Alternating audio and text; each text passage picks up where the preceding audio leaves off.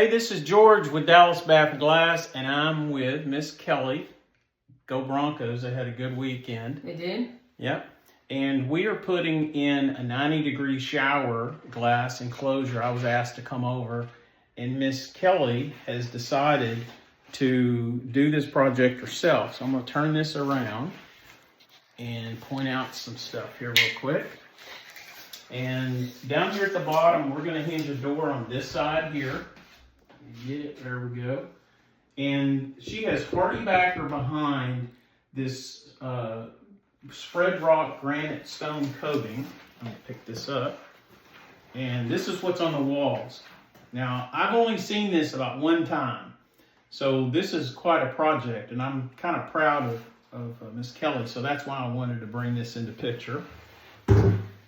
And so one of the challenges that we had is the transition between the actual shower pan that's down here. It was a little shorter than I liked it. So I suggested to come in and put these caps that's about 6 inches wide. And in doing so, this was left a little short on the wall. So what Miss Kelly's going to do, she's trying to decide whether to bring it all the way to the door casing or to the edge of the actual shower cap. I asked her to put a little bit of a ledge here, a little bit of water down, and then she's going to silicone that nice and tight. And she's floated all this herself. And one of the things when she added this piece, and I don't know if you can see it or not, but the feathering in of this it's not quite flush. So Miss Kelly, what she's going to do, she's going to come back and she's going to try to feather this in a little bit tighter and bring this out. This was just in conversation of trying to work through the processes.